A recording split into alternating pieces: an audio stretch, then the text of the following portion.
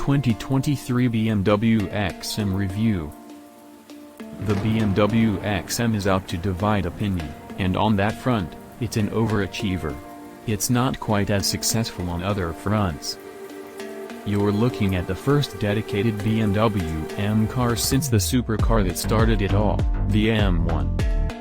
And no, it's not a reborn M1, no matter how nicely we ask. BMW has consistently knocked back that idea. Instead, the XM is an SUV that shares a chunk of its underpinnings with the X5, packing plug-in hybrid V8 power, a lounge-like interior, and a pugnacious exterior designed to be provocative. They've overachieved on that last point. This is a challenging car on more than just an aesthetic level. It's been tasked with taking on the Lamborghini Urus and wears the faded BMW M badge, so it needs to handle like a sports car on stilts instead of a lumbering barge.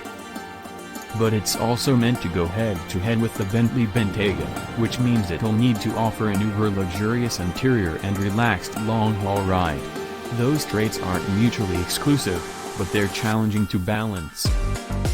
Even the powertrain is trying to do two things at once, blending an electric motor and substantial battery pack with a 4.4-liter twin-turbocharged V8 for eye-popping performance and tree-hugging efficiency. Can this hulking hybrid be all things to all people? How much does the BMW XM cost? There's one price for the XM, even the optional bigger wheels and trim finishes are no-cost additions. Unless you opt for a particularly out-there paint finish, you'll pay $302,200 before on-road costs for the regular XM.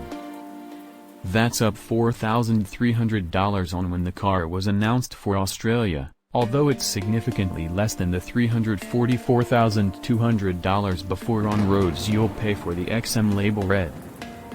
It's tough to give the XM a mark for value. On the one hand, it's significantly cheaper than the Lamborghini Urus S, $409,744, or Bentley Bentayga V8, $395,800.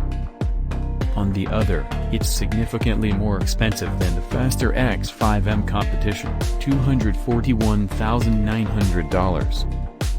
What is the BMW XM like on the inside?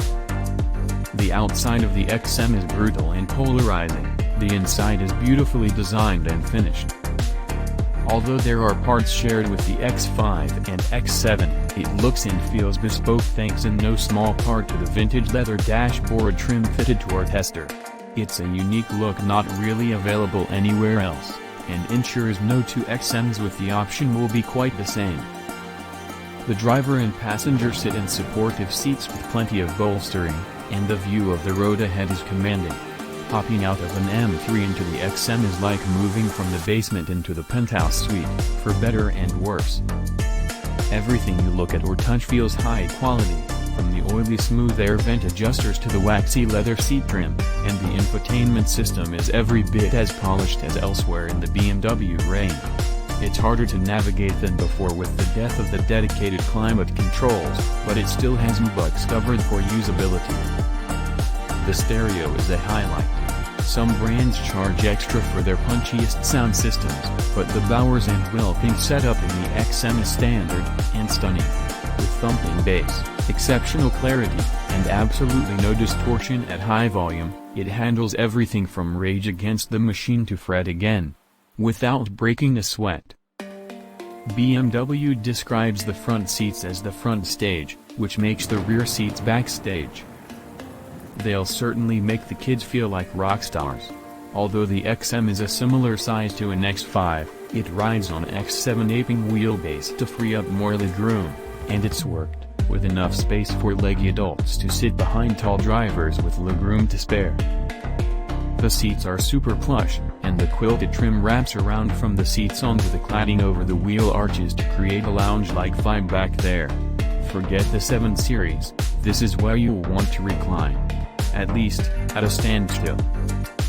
There are USB ports in the center console and seat backs, rear air vents with dedicated climate controls, and luxe touches like ham-branded pillows to elevate the experience. while the outboard seats are sculpted to hold passengers in place when the red mist descends up front.